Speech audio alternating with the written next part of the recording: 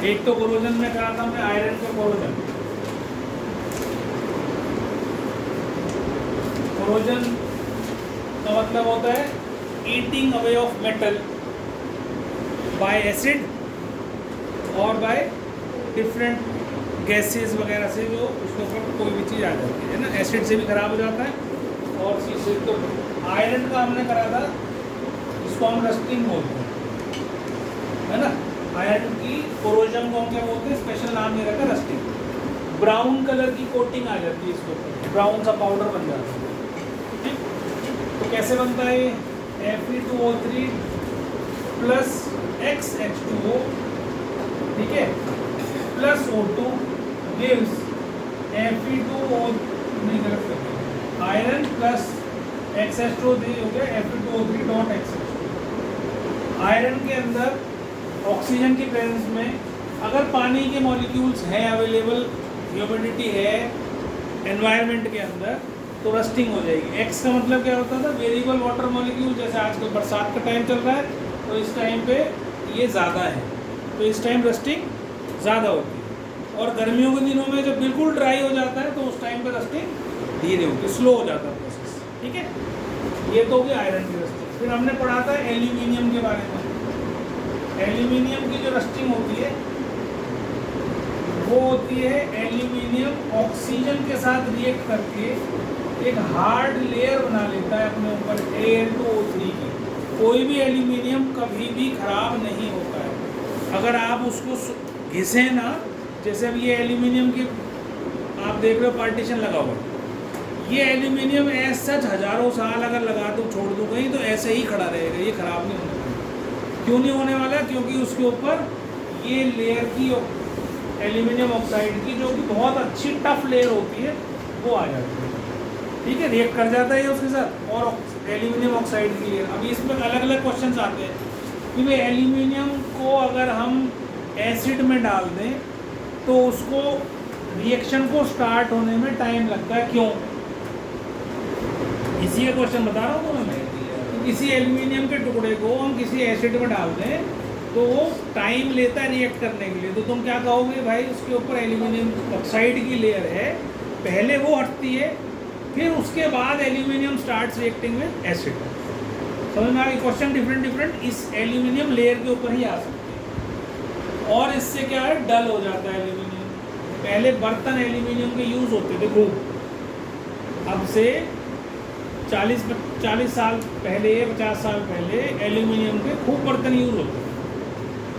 लेकिन क्या पाया एल्यूमिनियम के बर्तन यूज़ करने से? मैंने पहले ही बताया था, लोगों को एल्जाइमर्स डिजीज़ हो गई। एल्जाइमर मतलब भूलने की बीमारी। तो लोग भूलने लगे चीज़। उसको जब जितना ज़्यादा एल्यूमिनियम के बर्तन में खाना पकाओगे या जितना ज़्यादा एल्यूमिनियम यूज़ करोगे, जैसे एल्यूमिनियम और कहाँ यूज़ होता है आजकल? फॉइल्स में यूज़ होता है। जैसे आजकल एल्यूमिनियम कहाँ यूज़ होता है? बर्फ़ी के ऊपर लगाने के लिए जो वर्क होता है, चांदी का कौन लाता है इतना महंगा, 90,000 रुपये की वो चांदी होती है, वो यूज़ नहीं करते, वो महंगा आता है। तो उसकी जगह क्या है, एल्यूमिनियम की फॉइल लगा देते हैं। अब तुम्हें तो पता चलना नहीं, उसमें डालना है तो उन्हें खा जाना है, क्योंकि इतनी पतली हो जाती है, बिल्कुल बारीक कर देते हैं उसको, तो उसमें क्या पता चलेगा कि ऊपर ऐसे पेंट सा लगा दिया तो तुमने खा लिया, लेकिन अंदर चला गया, तुरंत कुछ रिएक्शन नहीं होगा। और जब तुम लगातार उसको कंज्यूम करते रहोगे, पहले टिफ़िन होते थे बच्चों के लंच बॉक्स, वो एल्यूमिनियम के होते थे। हम खूब ले गए एल्यूमिनियम के बर्तन, हमें पता ही नहीं था, किसी को भी नहीं पता। अब धीरे धीरे जब डॉक्टर्स ने कहा भाई छोड़ो इसको, छोड़ो इसको, छोड़ो, जब लोगों ने उसको एल्यूमिनियम को यूज़ करना कम किया। ठीक है, तो एल्यूमिनियम यूज़ नहीं करनी, तो एल्यूमिनियम की होता थी। इसके बाद आ जाती है हमारी कॉपर। कॉपर क्या करती है? कॉपर जो है वो पानी और कार्बन डाइऑक्साइड से रिएक्ट करती है, पानी और कार्बन डाइऑक्साइड से। और ये क्या बनाती है? कॉपर कार्बोनेट डॉट CuOH वोल्ट्राइज। इसको बोलते हैं basic copper carbonate, basic copper carbonate. और this is green in colour. Green colour की लेयर आ जाती है कॉपर के ऊपर। पीतल जो होता है, हैंडल तुमने घर में देखे होंगे, ठीक है। और तांबा होता है, उस पर भी हरे रंग की लेयर आती है। तांबा देखा? तांबे के जग को जब हम पीते हैं तो उसके ऊपर हरे कलर की लेयर आ जाती है। और उसको साफ किससे करते हैं घर में? नींबू से करते हैं। तांबा जो है वो नींबू से करते हैं। तो एक बहुत लाइट कोई वीक एसिड ले लेते हैं, उससे सॉल्व करते हैं। क्यों करते हैं? क्योंकि यहाँ क्या है, बेस है। तो बेस को न्यूट्रलाइज करने के लिए क्या यूज़ करते हैं? एसिड यूज़ करते हैं। तो इसके ऊपर नींबू रगड़ के और थोड़ा सा नमक डाल के बिल्कुल चमाचम चकाचक हो जाता है, लाल रंग का निकल आता है। ऐसी पीतल को भी साफ कर सकते हैं। तो इसके ऊपर जो लेयर होती है ना, ऑक्साइड, इसकी हाइड्रोक्साइड की लेयर है, तो ग्रीन कलर की हो जाती है। उसके बाद हमारा तीसरा चौथा आता है सिल्वर। सिल्वर किसके साथ रिएक्ट करता है? H2S के साथ। ठीक है, H2S hydrogen sulphide gas present होती है एटमॉस्फेयर में, और ये Ag2S प्लस H2 बन जाता है। ये ब्लैक कलर का होता है, जिसको हम क्या बोलते हैं? Silver sulphide. Silver sulphide. तो silver sulphide is black in colour. तो चांदी जो हमारे गले में चेन डाल रखी हो, या कोई भी ज्वेलरी डाल रखी हो, या हाथ में तुम लोगों की ये है अंगूठियाँ पहनते हो, ज़्यादातर चांदी की अंगूठी वो पहनते हैं, जो नग वगैरह पहनते हैं, जो जेम्स डालते हैं ना इसके अंदर, तो उनके हाथ में चांदी की अंगूठी मिलेगी। सोना कम यूज़ करते हैं, चांदी में ही ज़्यादातर पत्थर पहने जाते हैं। तो वो काली हो जाती है थोड़े दिन में। तो उसको या तो तुम अच्छे से रगड़ लो डिटर्जेंट से, तो ऊपर की लेयर हट जाएगी, साफ हो जाएगी। या कई ऐसे केमिकल्स भी आते हैं जिसमें चांदी डालो तो बस निकालोगे तो साफ हो जाएगी। ठीक है, एक्वा रिजियानी। इसके अलावा भी बहुत सारे एसिड्स आते हैं। मैंने मंगा रखा है, एक लिक्विड है छोटा सा, ऑसम के नाम से आता है, बहुत ही बढ़िया चीज़ है। चांदी की कितनी पुरानी, जैसे लेडीज़ हैं पाजे पहनती हैं, बिल्कुल काली हो जाती है थोड़ी देर, उसको उसमें डालो और बाहर निकाल लो, बस डाल और बाहर निकालने में बिल्कुल एकदम साफ हो जाती है, बहुत बढ़िया चीज़। तो लेयर हट जाती है Ag2S की। तो ये कोरोजन में सिल्वर सल्फाइड बनता है, that is black in colour. तो ये 4 तरह के कोरोजन आपके कोर्स में है। नॉन मेटल, मेटल में ये हमने पहले वाला तो हमने किसमें पढ़ा था? सबसे पहले चैप्टर केमिस्ट्री केमिकल रिएक्शंस वाले, वहीं पे भी मैंने ये आपको चारों बताए थे। ये सिल्वर का ही बताया था, एल्यूमिनियम का भी बताया था, सबका लिखवाया था। और जिसने नहीं लिखा है वो अब लिख लेगा। बस ये कोरोजन, इतना कोरोजन है तुम्हारे कोर्स में। किसी को लिखना है तो बेशक लिख लो। सोना होता है 24 कैरेट्स, उसकी ज्वेलरी नहीं बनाई जाती। 24 कैरेट के सोने की, गोल्ड की ज्वेलरी नहीं बनाई जाती। इसमें क्या करते हैं? इसमें चाहे एक ही कैरेट हटा के दूसरा मेटल डाला जाए, ये इतना कैरेट एक हो गया, एक 23 पार्ट एक हो गए गोल्ड के, और एक पार्ट किसी भी मेटल का डाल देते हैं। इसमें चांदी भी डाल देते हैं, सिल्वर डाल देते हैं, या कॉपर डाल देते हैं, या और बहुत सारे मेटल हैं आजकल, कोई भी यूज़ कर सकते हैं। ठीक है, तो ये फिर ज्वेलरी बनने लायक हो जाता है। ये भी सॉफ्ट होता है। इसके बाद 22 कैरेट सबसे ज़्यादा यूज़ की जाती है। 22 कैरेट की ज्वेलरी सबसे ज़्यादा बनाई जाती है। आप जो बाजार से खरीद के लाते हो, ज़्यादातर वो ज्वेलरी 22 कैरेट से, कान के हो, नाक के हो, गले का हार हो, कुछ भी हो, वो सब 22 कैरेट्स का मिलेगा। ठीक है, और जो ज्वेलर्स हैं वो क्या करते हैं? वो किस तरीके से लोगों को ठगते हैं? एक्चुअल में 24 कैरेट के पैसे की कीमत मान लो 24 कैरेट है, ये मान लीजिए सपोज 75,000 पर 10 ग्राम, 10 ग्राम। ठीक है, तोला जिसको बोलते हैं, तोला वैसे 12 ग्राम का होता है, और पर 10 ग्राम स्टैंडर्ड साइज है। तो वो क्या करते हैं? भाई आपको देंगे 22 कैरेट, तो कहेंगे कि ले जाओ जी, आपको हम 73,000 रुपये पर ग्राम, 10 ग्राम। ठीक है, कैलकुलेट करना तो आता नहीं। तो उन्होंने क्या करा? 2 पार्ट किसी और मेटल के मिला दिए। अब 1 कैरेट की कीमत कितनी होगी? अगर 75,000 को मैं 24 से डिवाइड करूँ तो 1 कैरेट की कीमत आती है। ठीक है, कैलकुलेट करो। कैलकुलेटर है किसी के पास? कौन है किसी के पास? निकालो निकालो। अब देखो, एलॉय में हमारे पास आयरन आ गया। जैसे आयरन में हम क्या मिलाते हैं? जो हम इसको बोलते हैं स्टील, जो हम यूज़ करते हैं स्टील होता है, that is called steel. Iron नहीं है, दिस इज कॉल्ड स्टील, खाली स्टील कहेंगे उसको। तो इसके अंदर क्या मिलाते हैं? कार्बन मिला देते हैं थोड़ा सा। तो कार्बन मिलाने से, carbon is a non metal, iron is a metal, तो ये होमोजेनियस मिक्सचर होगा। जिस टाइम बना रहे होते हैं उस टाइम कार्बन डाल देते हैं, इससे क्या होता है? हार्ड हो जाता है, हार्ड हो जाता है और हम यूज़ कर सकते हैं आयरन। तो ये iron plus carbon become steel. ठीक है, ऐसे आप घर में यूज करते हो स्टेनलेस स्टील। स्टेनलेस स्टील क्यों कहते हैं उसको? Why it is called stainless steel? Stains नहीं पड़ते। ठीक है, वो बात अलग है कि तुम उसको किसी चीज़ से रगड़ा ऐसा मानते हो कि वो स्टेन पड़ जाते हैं, पर नहीं के बराबर ही पड़ते। उसमें क्या करते हैं, आयरन प्लस क्रोमियम प्लस निकल ये डालते हैं। इनकी परसेंटेज मुझे भी याद नहीं है कि कितनी परसेंट, कोई 1%, कोई 2%, कोई 4% ऐसे करते हैं। तो आयरन क्रोमियम निकल जो हम डालते हैं इसके अंदर, तो इट बिकम्स स्टेनलेस स्टील। अब इसका यूज़ सबसे ज़्यादा आप देखते हो आजकल घरों में बर्तन तो होते ही होते हैं। इसके अलावा गेट्स आ गए, रेलिंग्स आ गई, सब चीज़ों क्या होने लगा, स्टेनलेस स्टील का यूज। ठीक है, तो ये सिंपल आयरन नहीं है, क्रोम है, लोहा ही, लेकिन लोहे में क्रोमियम निकल डालने से वो ऐसा उसकी शेप हो, ऐसी शक्ल हो जाती है, हार्ड भी हो जाता है और चमक भी आ जाती है उसके अंदर, बढ़िया हो जाता है। तो ये स्टील और स्टेनलेस स्टील दोनों आयरन के एलॉय हैं। अब उसमें कोई तुम देख थोड़ी बात है क्रोमियम है कि निकल है, इसके अंदर दिखता थोड़ी होमोजीनियस। समझ में आ गई बात? ऐसे ही अब तुम अगर कुतुब मीनार जाओ तो कुतुब मीनार में एक बहुत बड़ा सा पिलर है और वो हजारों साल से उस पर रस्ट भी नहीं लगा है, वो कहते हैं लोहे का है, लोहा नहीं है वो क्या है, एलॉय है। वो उसके अंदर कोई चीज़ ऐसी डाल रखी है जिससे वो आज तक खराब नहीं हुई। ठीक है, तो वो ऐसी मतलब ये एलॉय बनाने की जो टेक्निक थी इंडिया के पास हजारों साल पहले भी एलॉय बनाए जाते हैं। ठीक, फिर इसके बाद हमारे पास और क्या आता है, इसके बाद हमारा आ जाता है एल्यूमिनियम आ जाता है। एल्यूमिनियम के दो एलॉय होते हैं, एक तो ड्यूरालियम या ड्यूराल्यूमिन और एक होता है मैग्नीशियम।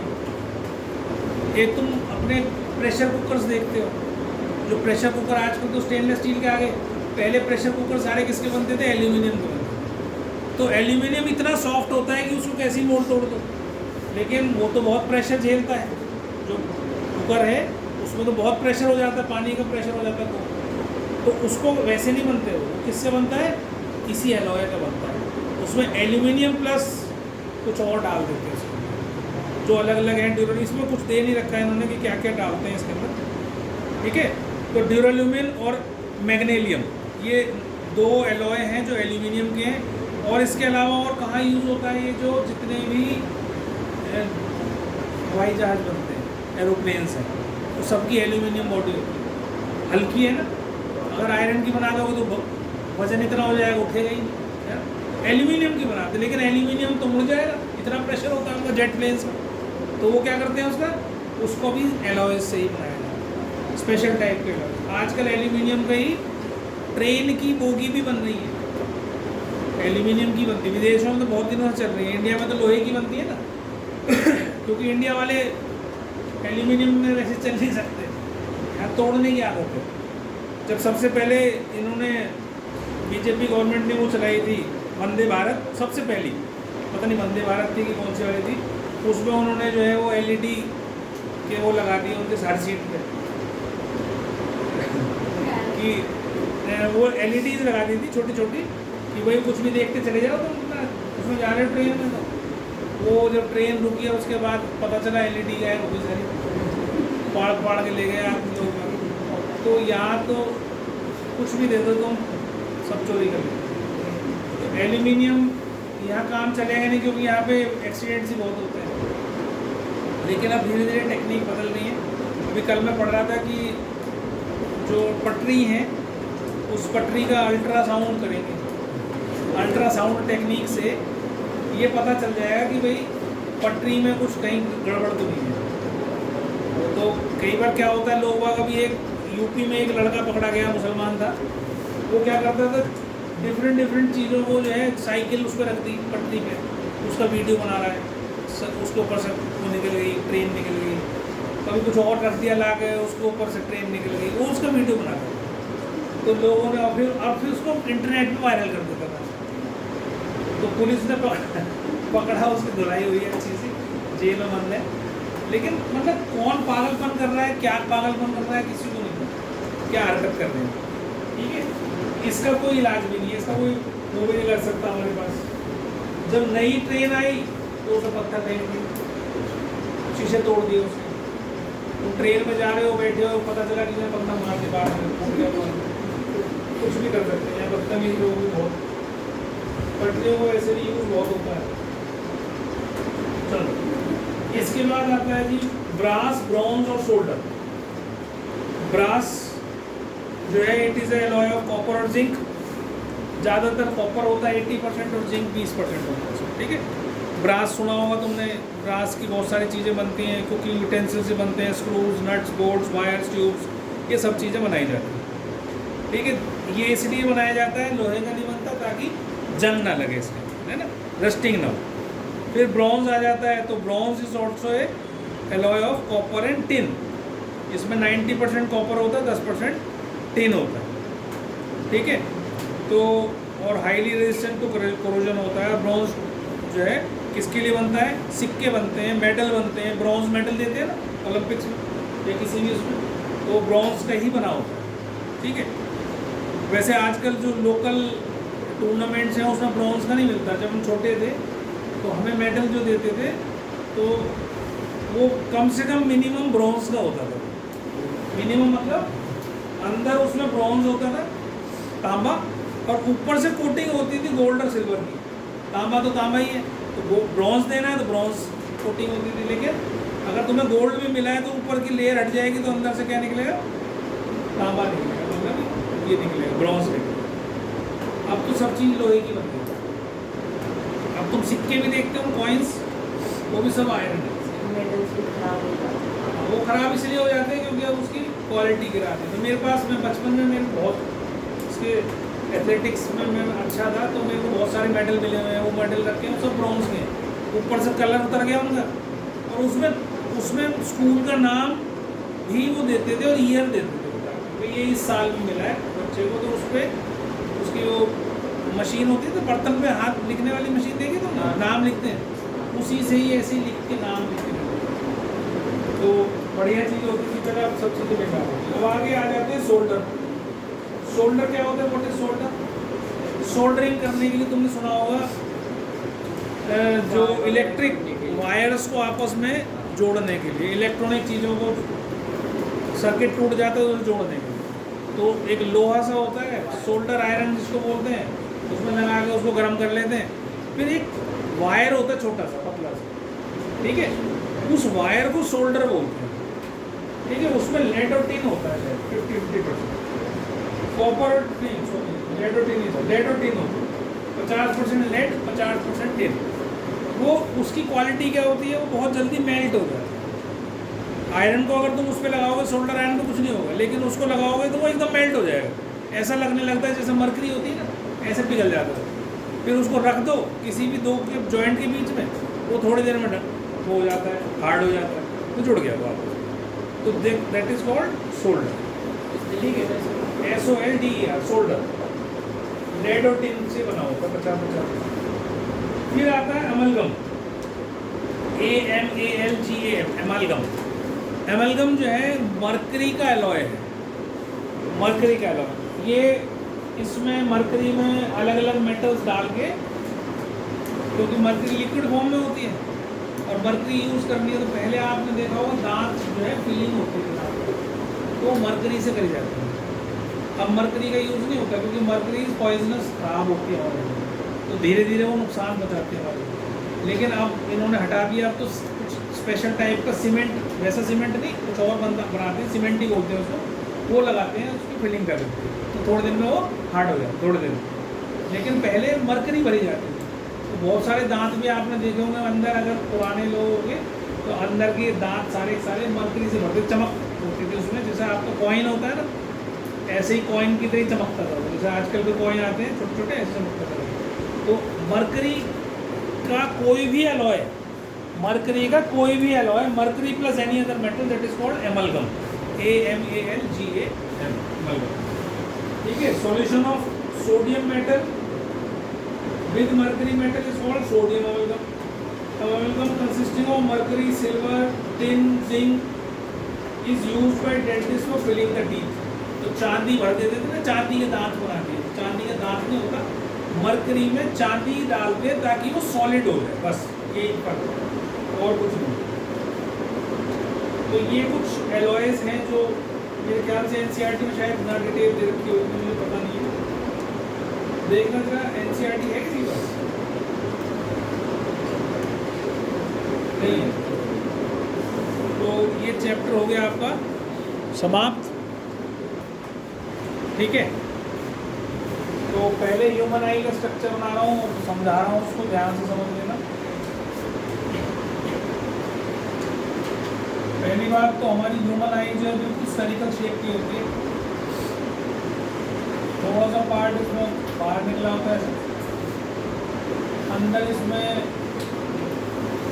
लेंस है,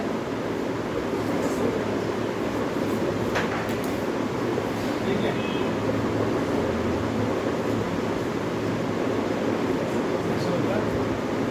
और यहाँ से, ठीक है, तो सबसे बाहर वाला पार्ट जो है हमारा ये, इसको हम बोलते हैं कॉर्निया, कॉर्निया जो बाहर का बल्जिंग पार्ट है। फिर ये जो मसल आप देख रहे हो, दिस इज कॉल्ड आइरिस, ठीक है, दिस इज कॉल्ड आइरिस। और जो ये बीच में छोटा सा छेद देख लो, माइक्रोस्कोपिक छेद, इसको हम बोलते हैं प्यूपिल, जिससे लाइट एंटर करती है। फिर इसके बाद आपका ये आता है लेंस, ठीक है, आई लेंस उसको बोलते हैं। और ये जो लाइन्स में डाली, इनको बोलते हैं सिलेरी मसल्स, सिलेरी मसल्स। अभी सबको समझाता हूँ क्या क्या है। और ये जो पार्ट है सारा, ये रेटिना का है, मेन पर्दा ये है हमारा, ये जो पार्ट है this is called retina, this is called retina. और ये होती है optic nerve, this is called optic nerve. Optic nerve मतलब जो सिग्नल को, आपकी आंख ने जो चीज़ देखा उस सिग्नल को पहुंचाती है ब्रेन को, और ब्रेन उसको एनालाइज करके फिर आगे उसको वो देता है, ऑर्डर देता है क्या करना है, ठीक है। तो अब तुम कोई चीज़ को देखते हो, किसी को अच्छी को, किसी को बुरी को, तो तुम खुश होते हो, या कई बार किसी कोई ख़राब चीज़ देख ली तो तुम क्या करते हो, एकदम उसका रिएक्शन कैसा आता है, ओहो खराब चीज़ है ना, कुछ अलग तरह से रिएक्ट करते हो। तो वो कौन करवा रहा है, वो ब्रेन करवा रहा है, ठीक है, बस उससे सिग्नल भेजा तो तुम्हारी आँख भी उस टाइम पे रिएक्ट करती है। अब जब पुलिस वाले जो चोर या कोई भी क्रिमिनल है, उसको जब एनालाइज कर रहे होते हैं, जब वो ये देख रहे होते हैं कि भाई इसने करी या नहीं करी, वो झूठ बोल रहा है मैंने नहीं करी, खूब जोर लगा दिया होते हैं, तो वो क्या करते हैं, उसके सारे ब्रेन में ब्रेन मैपिंग बोलते हैं उसको, वो तार लगा देते हैं, सिस्टम होता है।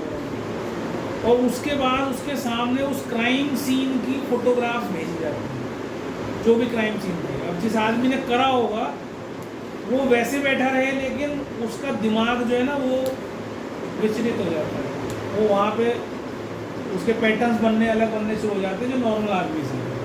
वो बैठा रहे जैसे देख के भी शांत बैठा रहे, लेकिन फिर भी पकड़ लेते हैं। तो that is called brain mapping. ऐसी आंखें भी हमारी रिएक्ट करती है, तो ब्रेन सबसे इम्पोर्टेंट चीज़, ठीक है। अब इसके बीच में यहाँ पर भी एक जेली होती है जिसको हम बोलते हैं विट्रियस ह्यूमर, ठीक है। और यहाँ पर एक जेली टाइप की होती है, इसको बोलते हैं एक्वस ह्यूमर, ठीक है। तो हमारी आँख कुछ ऐसी दिखाई दे रही है। अभी मैं वीडियो दिखाता हूँ, मैं वीडियो बहुत अच्छा वीडियो हाथ आया था मेरे का, उसमें बिल्कुल अलग अलग उसने लड़की ने दिखा रखा है, उसने एक मॉडल ले रखा है, उस मॉडल में बता रखा है कि ये क्या चीज़ होती है। अभी दिखाते हैं, ठीक है, अभी समझ लो केवल। तो ये कॉर्निया बाहर का बल्जिंग पार्ट हमारा सबसे बाहर का, फिर उसके अंदर जब लाइट घुसती है तो ये जो आइरिस है ये एक ऐसी मसल है, और प्यूपिल है छोटा सा छेद उसके अंदर यहाँ, ठीक है। तो प्यूपिल जो है वो बड़ा या छोटा हो सकता है, कौन करता है उसको, आइरिस करती है। अब क्यों करती है, अगर हम तेज लाइट में बैठे हो, जैसे अभी यहाँ पे लाइट बढ़ जाए तो तुम्हारा प्यूपिल जो है वो छोटा होगा, क्योंकि लाइट जितनी रिक्वायर्ड है उतनी जानी चाहिए अंदर। अगर ज़रूरत से ज़्यादा चली जाए, जैसे कई बार तुम दिवाली में देखते हो अचानक पटाखा फट गया पास में, तुम जले या ना जले तो तुम्हारी आंखों के सामने थोड़ी देर के लिए क्या होता है, अंधेरा होता है, कुछ नहीं दिखाई दे रहा होता है। ऐसे तुम यूँ करके खड़े हो जाओ तो सामने सब कुछ अंधेरा ब्लैक, थोड़ी देर बाद जाके वो ठीक हो। ऐसे ही जब तुम कहाँ जाते हो, पिक्चर हॉल में जाते हो पिक्चर देखने, मान लो दोपहर का कोई शो देखने के लिए गए, बाहर खूब तेज धूप पड़ रही है, तुम धूप से उस पर चले जाओ अंदर पिक्चर हॉल में, तुम्हें कुछ नहीं दिखाई दे रहा हो, किसी के ऊपर गिर भी सकते हो, सीढ़ियों से भी गिर सकते हो, ठीक है। तो ये क्यों होता है, क्योंकि जब हम बाहर होते हैं लाइट बहुत ज़्यादा है सन की वजह से, तो हमारा प्यूपिल बहुत थोड़ा सा खुला हुआ है, बहुत थोड़ा सा, थोड़ा इसलिए खुला हुआ है क्योंकि ज़्यादा लाइट चलेगी तो अंदर रेटिना को ख़राब कर सकती है, लेंस को ख़राब कर सकती है, तो वो प्यूपिल बहुत थोड़ा सा खुला हुआ है। अब जब तुम बिल्कुल कम लाइट में पहुँच गए, जहाँ रोशनी ना के बराबर है, तो उसको खुलने में थोड़ा टाइम लगता है, ऐसे नहीं बंद हो सकता ऐसे करके, ठीक है। वो मसल है तो थोड़ा धीरे धीरे खुलती है, धीरे धीरे बंद होती है। तो इसलिए जब हम बाहर लाइट से और कम लाइट में जाते हैं तो हमेशा हमारे को अंधेरा अंधेरा दिखाई देता है, अंदर कुछ नहीं दिखता, ठीक है। तो ये कौन कर रहा होता है, आइरिस कर रही है। आइरिस मसल है जो प्यूपिल के साइज को कंट्रोल करती है। Iris is a muscle which controls the size of a प्यूपिल। कितनी लाइट अंदर जाएगी ये डिसाइड करती है आइरिस। प्यूपिल तो छेद है, उससे तो कुछ नहीं है, लाइट वो तो छेद। इसके बाद लेंस आता है हमारा ये, तो आप देखो ये कौन सा लेंस है, कॉन्वेक्स लेंस है। तो कॉन्वेक्स लेंस क्या करता है, आपकी जितनी भी इमेजेस बनाता है कॉन्वेक्स लेंस, वो सारी रियल इन्वर्टेड इमेजेस कैसी बनाता है, रियल इन्वर्टेड। अब रियल इन्वर्टेड इमेज यहाँ बनती है जाकर रेटिना, ठीक है। जिनके चश्मे लगे हुए हैं, जैसे मेरा लगा हुआ है और तुम लोगों के बच्चों को बहुत सारा लगा हुआ है, तो उनकी जो इमेज है वो रेटिना पे फॉर्म नहीं होती है। अभी मैं करवाऊँगा कौन कौन सी बीमारियाँ होती हैं, मायोपिया, हाइपरमेट्रोपिया, शायद डिस्कस मैंने करा था, करा था, फिर दोबारा से करेंगे। तो उससे क्या होता है, या तो वो पहले बन जाती है, मिल जाती है, या फिर इसके बाद में मिलती है, ये वर्चुअली मिलती है। तो ये आई लेंस इसको रियल इन्वर्टेड बनाता है। अब ये यहाँ गिर गई जाके बन गया। इस रेटिना के ऊपर दो तरह के सेल्स होते हैं, एक होते हैं रॉड सेल्स और एक होते हैं कोन सेल्स। बेटा ये बुक में बना हुआ है, रख दे, सुन ले मेरी बात को ध्यान से, दिमाग में जब कान में जब सुनेंगे तो जब ही जाएगा, और जब ही ऑप्टिक में आपके पास भेजेंगे, इसके साथ इसको ब्रेन के पास भेजेंगे, कान में सुन लेंगे। तो रेटिना के ऊपर दो तरह के सेल्स होते हैं, एक होते हैं रॉड सेल्स, एक होते हैं कोन सेल्स। तो ये कलरफुल वर्ड जो दिख रहा है ना, ये उन कोन सेल्स की वजह से। अगर हमारे रेटिना पर कोन सेल्स ना हो तो मैं ये नहीं बता सकता इसने ब्लू पहना है, इसने वाइट पहना है, इसने ये कलर पहना है, इसने वो कलर पहना, उसने वो करना, ठीक है। अब कोन सेल्स भी कौन से कलर के गायब है या कम है, तो वो कलर पहचानने में लड़कों को या बच्चों को, किसी भी आदमी को, लेडी को, किसी को भी दिक्कत है, तो उसको हम बोलते हैं कलर ब्लाइंडनेस या डिजीज या बीमारी को, जो भी बीमारी तो नहीं कहोगे, डिफेक्ट है आई का, that is called colour blindness. और कलर ब्लाइंड लोगों को बहुत सारी जो सर्विसेज होती हैं, जो गवर्नमेंट जॉब्स होती हैं, उसमें वो अप्लाई नहीं कर पाते। जैसे आर्मी वाले कलर ब्लाइंड को नहीं देते हैं, एयरफोर्स वाले कलर ब्लाइंड को नहीं देते हैं, ठीक है। और भी बहुत सारी जगह हैं जहाँ कलर ब्लाइंडनेस को कंसिडर करा जाता, नहीं लेते। और ये मतलब बाय बर्थ ही प्रॉब्लम होती है, ये नहीं कि आप 15 साल की उम्र में जाकर तुम कलर ब्लाइंड हो गए, ऐसा नहीं, तो पहले से ही कम होते हैं, बाय बर्थ ही डिफेक्ट होता है। तो कलर दिखाने के लिए कौन से सेल्स है, कोन सेल्स। एक होते हैं रॉड सेल्स, जो तुम्हें रोशनी दिखाते हैं, कोई कितनी लाइट है वो बताते हैं। तो मुर्गे को तुमने सुना होगा, सुबह सुबह बांग दे देता है, 5 बजे सूरज निकला, थोड़ी रोशनी हुई, उन्होंने बांग देनी शुरू कर दी। बांग समझते हो ना, मुर्गे की बांग से बोलना शुरू कर दिया, जोर जोर, और शाम के बाद 6 बजे के बाद उसकी आवाज़ नहीं आती अंधेरा होने से, जब दिन छिपा और मुर्गा सोया या मुर्गी सोई। क्यों? क्योंकि रॉड सेल्स उसकी आँख में कम होते हैं, तो वो जब ही दिखता है उसको जब रोशनी हो, और नहीं तो उसके लिए अंधेरा हो गया होगा। तो इसको बोलते हैं नाइट ब्लाइंडनेस। ये इंसानों में भी पाया जाता है नाइट ब्लाइंडनेस, जिसकी आँखों में रॉड सेल्स कम होंगे। शाम को 5-6 बजे के बाद जैसे ही सूरज नीचे आया, अंधेरा होना शुरू हुआ, वो ब्लाइंड हो जाता है, तो कुछ नहीं दिखाई देता। या तो वो घर में हो अंदर रोशनी में तो दिखता रहेगा उसे, और मान लो वो ड्राइव कर रहा है रात के टाइम तो उसे कुछ नहीं दिखने लोग देर नहीं जाते। ठीक है, तो उसको बोलते हैं नाइट ब्लाइंडनेस। तो 2 तरह के सेल्स बता दिए, रॉड सेल्स लाइट की इंटेंसिटी को बताते हैं, कोन सेल्स कलर को बताते हैं कि कलर कौन सा है, कैसा है। अगर कलर सेल्स में ये नहीं होता कि बिल्कुल ब्लैक एंड वाइट कर देते हैं, ऐसा डिफेक्ट नहीं होता हमारी, किसी एक पर्टिकुलर कलर के लिए कलर सेल्स कम हो जाते हैं, तो वो कलर नहीं दिखाई देते, उसको उसकी जगह कुछ और ही दिख रहा होगा। ठीक है, अब मेरे को कभी आज तक वैसे कलर ब्लाइंड आदमी मिला नहीं कोई जिससे मैं एग्जैक्टली ये पूछूंगी तुझे क्या दिखता है ना, मेरे को दिखा नहीं, मैं क्या होगा ना नाइट ब्लाइंड देखा मेरे को, वो मिला नहीं है, मतलब जिसको नाइट ब्लाइंडनेस हो या कलर ब्लाइंडनेस हो। ठीक है, तो ये समझ में आ गया। तो अब यहाँ पर डरा सिग्नल सेंसिटिव होते, सिग्नल जाता है ऑप्टिक नर्व के थ्रू ब्रेन उसको एनालाइज करता है और तुम्हें सिग्नल देता है कि भाई करना क्या, मैं तुम्हें ऑर्डर देता है ये करना है, उस मसल को ऑर्डर देता है ये करना है, तुम्हें ऐसे रिएक्ट करना है, तो ये ऑप्टिक नर्व हो जाती है। यहाँ पर एक स्पॉट होता है, इसको हम बोलते हैं ब्लाइंड स्पॉट। अगर ये आ जाए तो यहाँ पर कुछ नहीं दिखता, यहाँ पर इमेज फॉर्मेशन नहीं हो सकती, ब्लाइंड स्पॉट। ये तो मैंने बड़ा बना रखा है ना, इतनी बड़ी नर्व थोड़ी जाएगी मेरी, तो छोटी छोटी सी होती है। तो यहाँ एक ऐसा पॉइंट आता है जिसको हम ब्लाइंड स्पॉट कहते हैं, मतलब वहाँ पर कुछ भी हो तो हमें कुछ दिखाई नहीं देने का, कुछ अगर वहाँ इमेज की फॉर्मेशन हो गई तो हमें नहीं दिख रहा कुछ भी क्या होगा। ठीक है,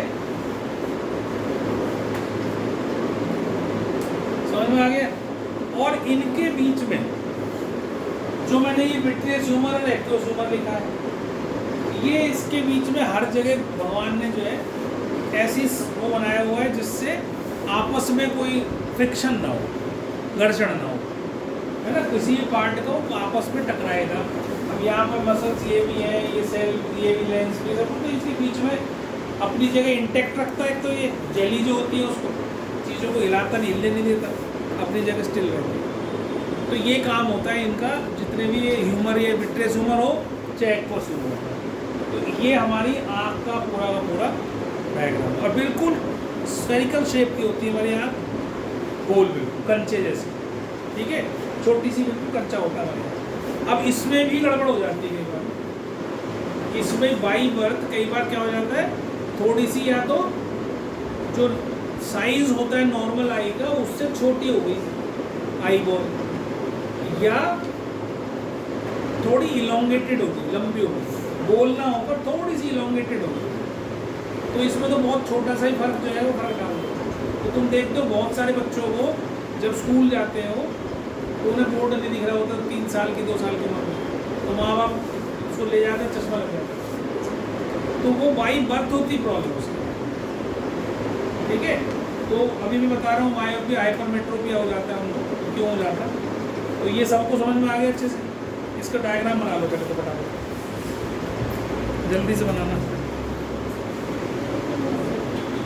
एक तो आई का स्ट्रक्चर बता दिया, फिर दूसरा बता दिया रेटिना ऊपर कौन कौन से सेल्स होते हैं। एक तो रॉड सेल्स होते हैं और एक कोन सेल्स होते हैं। ठीक है, तो rod sales intensity of light को बताते हैं, अभी लिखना है कुछ नहीं, मतलब सभी फॉर्म है। कोन सेल्स कलर को बताते हैं, ठीक है, जो भी कलर प्रेजेंट है। फिर एक और भी खासियत होती है कि जो भी इसको हम बोलते हैं परसिस्टेंस ऑफ विजन।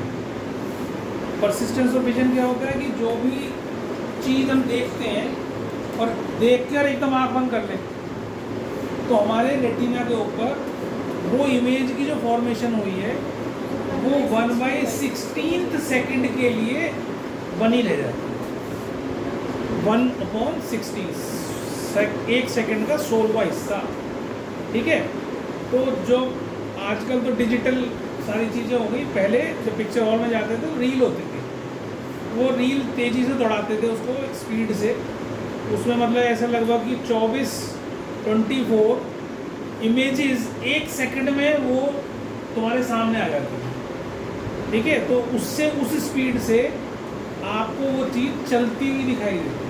जैसे तुमने किसी बच्चे ने वो देखी है तारे ज़मीन पर पिक्चर, देखिए उस बच्चे ने एक फ़ोटो बनाई थी, उसकी डायरी को उसने ऐसे फ्लिप करके, फ्लिप कहते हैं ना क्या, कुछ और फ्लिप बुक कहते हैं है ना, उसको जब हम चलाते हैं तो वो जो इमेजेस है उससे महसूस होता है कि चीज़ चल रही है ना। तो वही परसिस्टेंस ऑफ विजन कि पहली इमेज जो हमें दिखाई थी वो 1/16 सेकेंड के लिए रही, अगली वाली तो उसको स्पीड से चलाएं कि हमारा ब्रेन उसको पिछली इमेज से कोरिलेट कर देता है कि पहले में ये हुआ था, अब ये हुआ है, तो हमें पिक्चर में चलते हुए दिखाई देते हैं, जबकि वहाँ तो कोई नहीं चल रहा, वहाँ क्या हो रहा है, सिर्फ रील चल रही है। समझ में आ गई? पहले सीडी आती थी, सीडी देखी तुम लोगों ने, ये डीवीडी आती थी, उसे डाल देते तो ऐसी तेज घूमती थी अंदर, इसी स्पीड से घूमती थी, वही तुम्हें पिक्चर दिखाते थे। अब डिजिटल में क्या कंसेप्ट है ये मुझे नहीं पता कि क्या डिजिटल में क्या कर रहे हैं, वो किस तरीके से चलाते हैं। ठीक है, अच्छा, परसिस्टेंस ऑफ विजन समझ में आ गया। इसके बाद हमारी आँखें जो है ना, अगर भगवान ने 2 आँखें दी हैं तो इन 2 आँखों का क्या फ़ायदा है? एक तो व्यू का जो एंगल है हमारा, एक आँख से सिर्फ हम 150 डिग्री तक देख सकते हैं। अगर मैं एक आँख को बंद कर दूँ तो मेरे को 150 डिग्री एंगल तक कहीं दिखाई देगा, इधर का थोड़ी दिखेगा, ये बंद हो गई। अब मैं इसको खोल देता हूँ तो मुझे 180 डिग्री का व्यू मिलता है। और जो गाय भैंस होती हैं, बकरी होती हैं, उनकी आँखें हमेशा साइड में होती हैं, तो वो 180 डिग्री से पीछे का भी देख रहे होते हैं। देखो तुम कभी पास खड़े होना गाय भैंस के, उनकी आँखें ऐसे घूम रही होती, साइड में होती हैं उनकी, हमारी आगे हैं, उनकी साइड में होती है, तो वो पीछे का भी देख लेते हैं, आगे का भी देख लेते हैं, तो उनका व्यू 180 डिग्री से भी ज़्यादा का होता है। दूसरी बात, अगर हम एक आँख से देखेंगे तो हमें पूरा वर्ल्ड 2 डायमेंशनल दिखाई देगा। अगर तुम्हारी आँख पे पट्टी बांध दो, तुम बाजार में घूम के आओ, तुम इरिटेट हो जाओगे, तुम कहोगे ये अजीब सा लग रहा है, सब कुछ डायमेंशन ही बदल जाता है। करके देखना, एक दिन आँख के ऊपर पट्टी बांध देना, काली वाली रुई रख के और पट्टी बांध देना, डॉक्टर ने जैसा ऑपरेशन करेगा, और बाजार में घूम के आना साइकिल चला के। तो मजाक नहीं करना, साइकिल चला के देखना, फिर तुम पता चलेगा एक्चुअल में क्या फ़र्क होता है। तो आँख 2 देने का फ़ायदा यही है भगवान का कि ये सब चीज़ें हमें, इसीलिए ये वर्ल्ड जो है हमें अच्छा दिखाई देता है आँखों की वजह से। जो ब्लाइंड लोग होते हैं, अगर कोई उनसे पूछे तो उनको बेचारा वो कलर का कुछ पता ही नहीं होता, कितनी ख़राब ज़िंदगी है। लोग वक्त ये कहते रहते हैं हमें भगवान ने कुछ नहीं दिया, हम गरीब हैं, हम गरीब। सबसे बड़ी अमीरी है तुम्हारा सारा शरीर ठीक है।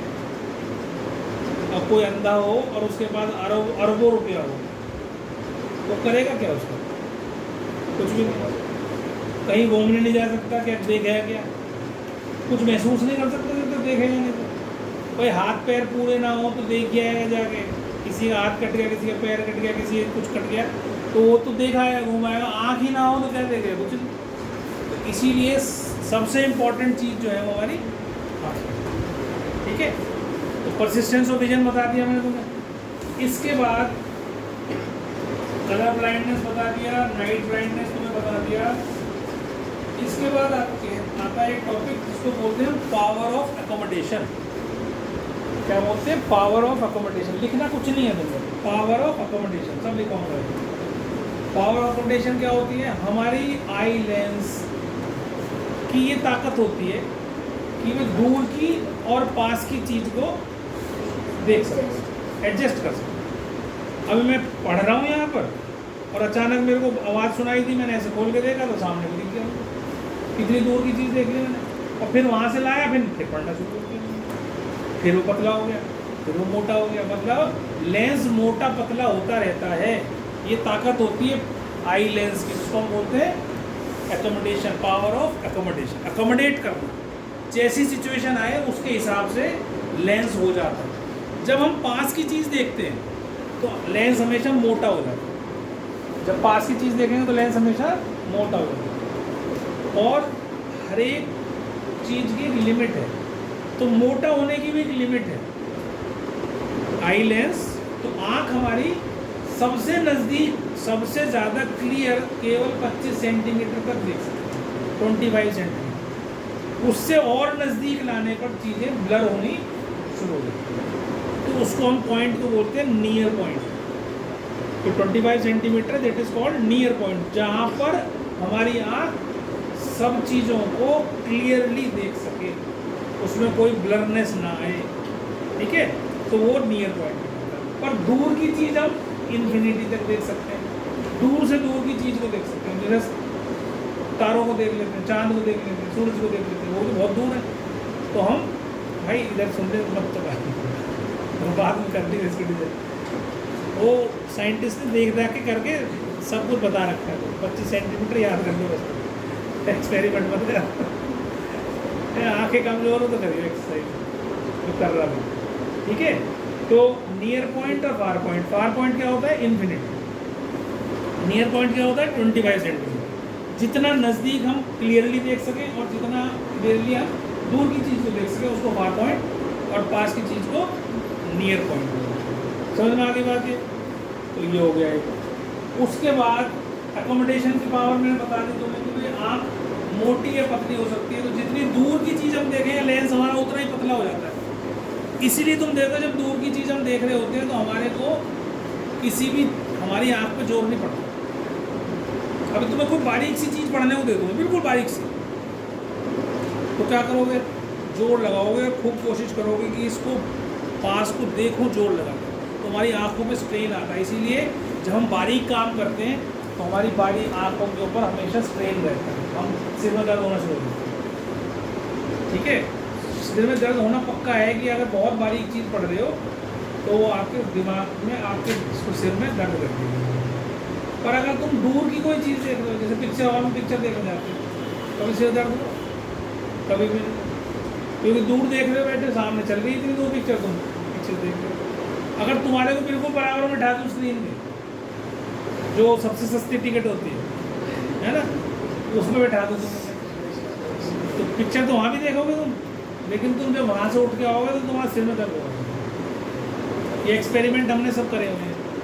जब हम छोटे थे तो अगर सबसे आगे वाली सीट होती थी 5 रुपये की या 2 रुपये की, और पीछे वाली होती थी 20 रुपये की।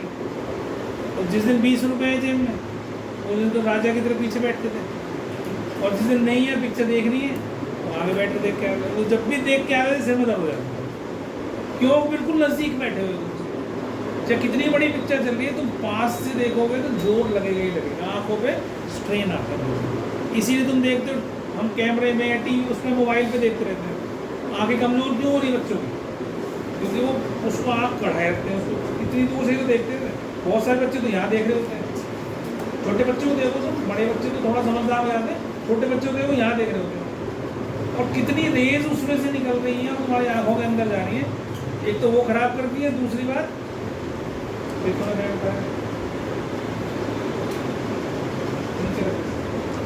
आप तो 15 मिनट बाद जाएगी, आप नहीं बैठेगी मेरे पास।